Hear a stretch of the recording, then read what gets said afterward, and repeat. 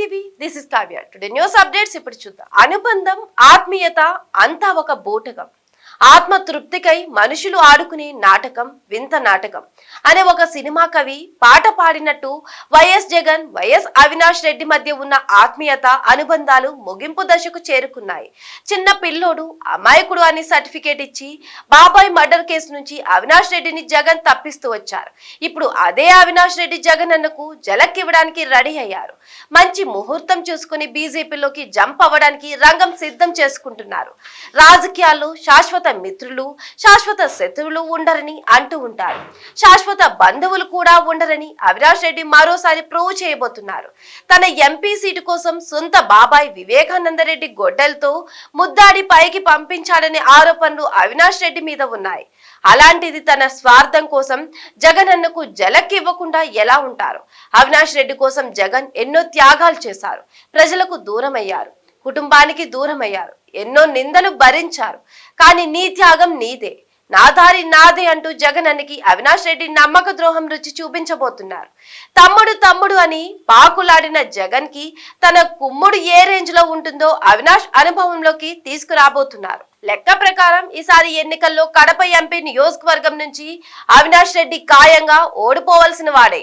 షర్మిల పుంజమాని ఓట్లు చీలిపోయి టీడీపీ అభ్యర్థి ఓడిపోయాడు.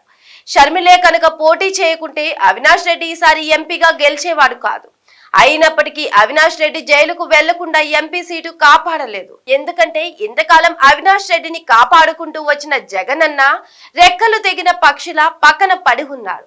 ఇక జగన్ ని నమ్ముకుంటే తన పని శ్రీకృష్ణ జన్మస్థానమే అని అర్థం చేసుకున్న అవినాష్ తనను తాను కాపాడుకునే ఆత్మరక్షణ మార్గాలను వెతుక్కోవడం ప్రారంభించారు.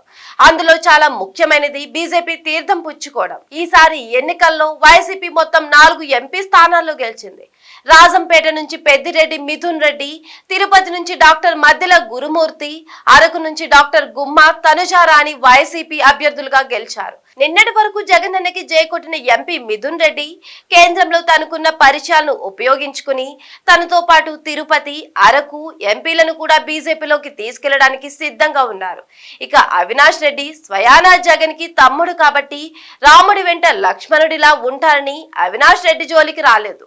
అయితే నేను కూడా మీ వెంటే బీజేపీలోకి వస్తానని అవినాష్ రెడ్డి స్వయంగా మిథున్ రెడ్డిని రిక్వెస్ట్ చేశారని, ఈ విషయాన్ని మిథున్ రెడ్డి బీజేపీ అగ్రనాయకత్వం దృష్టికి తీసుకెళ్లడంతో అక్కడ నుంచి గ్రీన్ సిగ్నల్ వచ్చినట్టు సమాచారం. జాతీయ స్థాయిలో తన పార్టీని మోయడానికి ఆ 4 ఎంపీలైనా ఉన్నారని ఊరట చెందుతున్న జగన్మోహన్ రెడ్డి వెంట ఇప్పుడు ఆ 4 కూడా ఉండరని అర్థమైపోయింది. ఇప్పటికే మిగతా 3 జగన్మోహన్ రెడ్డి వైపు నుంచి ఫోన్ వెళ్తే లిఫ్ట్ చేయడం లేదన్నట్టు తెలుస్తుంది. ఇక తమ్ముడు అవినాష్ రెడ్డి మాత్రం ఇంతకంటే నాకు వేరే మార్గం లేదు జగనన్న అని క్లియర్ గా చెప్పినట్టు సమాచారం. కాకపోతే అవినాష్ రెడ్డిని పార్టీలోకి తీసుకుని అతనికి వివేకా మర్డర్ కేసు నుంచి రక్షణ కల్పించడం వల్ల భారతీయ జనతా పార్టీ ప్రజల నుంచి విమర్శలు ఎదుర్కోక తప్పదనే అభిప్రాయాలు వ్యక్తం అవుతున్నాయి.